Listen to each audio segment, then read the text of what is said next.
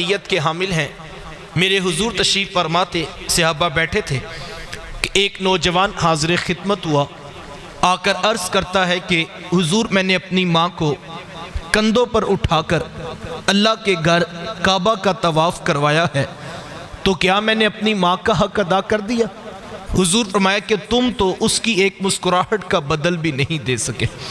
ماں جب مسکراتی ہے تو لگتا ہے جنت کی ساری کلیاں کھل اٹھی ہیں، ماں جب بولتی ہے تو لگتا ہے اس کے لہجے میں جبریل بول رہا ہے، ماں کے چہرے کی رونق کائنات میں اجالے بھر دیتی ہے، اور ماں کے چہرے کی اداسی کائنات سے روشنیاں چھین لیتی ہے۔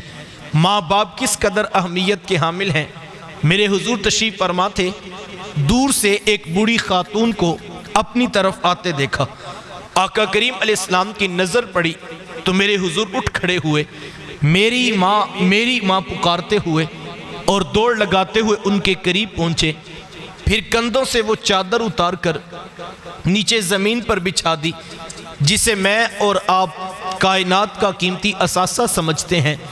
اپنی والدہ کو اس چادر کے اوپر بٹھایا، کان لگا کر گھنٹوں ان کی باتیں سنی، اور جب وہ بوڑھی خاتون خود اٹھ کر واپس جانے لگی تو کسی نے راوی سے پوچھ لیا یہ آنے والی خوش قسمت خاتون کون تھی کہ حضور علیہ السلام نے اپنے کندھوں کی چادر ان کے قدموں کے نیچے بچھا دی؟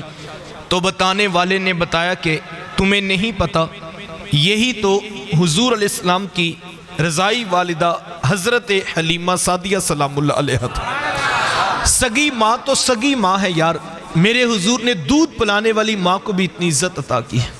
ماں باپ کیا ہوتے ہیں یہ زمانے کو میرے حضور علیہ السلام نے آ کر بتلایا۔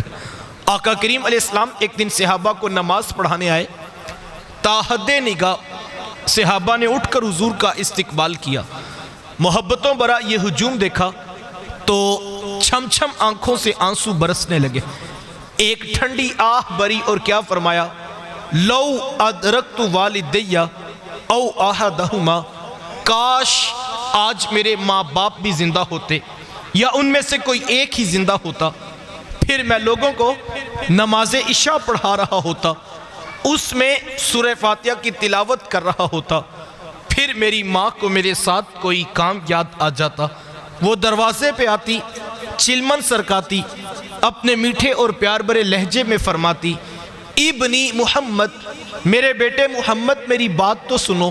کہا لوگوں میں نماز کا مصلی چھوڑ کر پہلے ماں کی بات کو سن لیتا۔ زمانے کو عملاً بتایا کہ ماں کا وجود کتنا معتبر ہے۔ حضور تشریف فرماتے ایک نوجوان حاضر خدمت ہوا، آ کر عرض کرتا ہے کہ حضور میں جہاد پہ جانا چاہتا ہوں۔ میرے آقا پوچھتے ہیں احیٌ والدہ کا، کیا تیرے ماں باپ زندہ ہیں؟ قال نعم، جی حضور زندہ ہیں۔ قال ففیہما فجاہد، فرمایا جاؤ ان کی خدمت کرو، یہی تمہارا جہاد ہے۔ ماں تڑپ رہی ہو، بیٹا جہادی تنظیم کے ساتھ جہاد کرتا پھرے، اللہ کی قسم عرش کا رحمان ناراض ہے۔ باپ کو ضرورت ہے بیٹے کی اور بیٹا تبلیغی گشت پہ نکلا ہوا ہے، اللہ کی قسم عرش کا رحمان ناراض ہے۔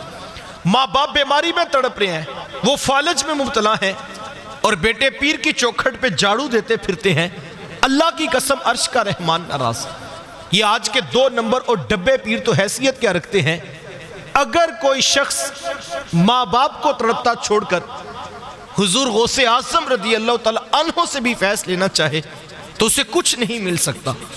پہلی مرشد تو ماں ہے، سب سے بڑا پیر تو صاحب تیرے گھر تیرا باپ بیٹھا ہے، ان کی خدمت کر، یہ تیرے لیے جہاد جیسا افضل عمل۔ اور یہ میں نہیں کہہ رہا، یہ اللہ کے رسول فرما رہے ہیں۔ لیکن آج ہم اپنا محاسبہ تو کریں، کوئی پیر کی چوکھٹ مل کے بیٹھا ہے، کوئی یاروں کی ٹولیاں بات کرتا پھرتا ہے، اور کوئی کرکٹ کے میدان کا کپتان بنا ہوا ہے۔ اگر تو بیٹا ماں باپ اجازت دیتے ہیں، دیگر بھائی ان کی خدمت کے لیے موجود ہیں، اور ماں باپ بھی یہ کہتے ہیں بیٹا آپ اس کام کو توجہ سے کرو، تو یہ ایک الگ بات ہے۔ ورنہ ماں باپ کو تڑپتا چھوڑ جائے اور یہ خیال کرتا پھرے کہ میرے لیڈر یا تنظیم یا پیر سے کچھ ملے گا، تو صاحب کسی چوکھٹ سے کچھ نہیں ملے گا جب تک ساتھ میں ماں باپ راضی نہیں ہوں گے۔ یار یہ کیسا ستم ہے، 60 سال کا بوڑھا باپ صبح کے وقت اٹھ کر جوان بیٹے کی منت کرتا ہے، اور کہتا ہے بیٹا آج دکان پہ رش زیادہ ہے، گاہکوں کی بھی بھیڑ ہے اور میری طبیعت کچھ ٹھیک نہیں، تو بیٹا تم ذرا دکان پر وقت زیادہ دینا۔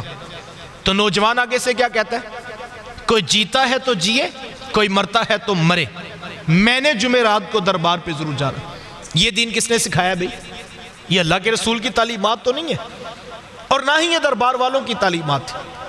یہ آج کے ان پڑھ جاہل کاروباری صوفیوں کا مسئلہ ہے۔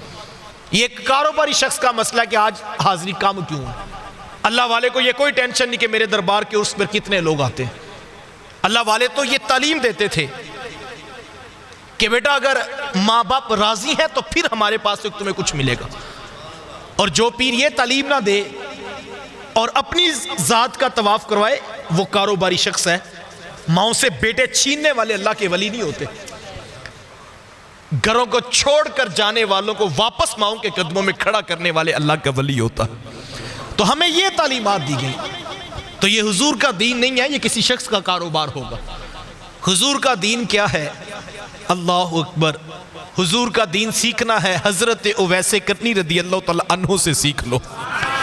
ساری زندگی حضور کی خدمت میں حاضر نہیں ہو سکے، کسی پیر سے ملنے نہیں جانا تھا، صاحب امام الانبیاء کی چوکھٹ پہ حاضر ہونا ہے، لیکن ساری زندگی حاضری کا شرف نہیں پا سکے۔ ایک دن ماں سے عرض کی، ماں اگر مجھے اجازت دیں تو میں بھی حضور سے ملاقات نہ کروں؟ تو ماں نے کہا بیٹا چلے جاؤ لیکن جلدی واپس بھی پلٹنا۔ ماں سے اجازت لی، شوق و ورفتگی میں تڑپتے ہوئے لمحات کاٹے، اور جب در حبیب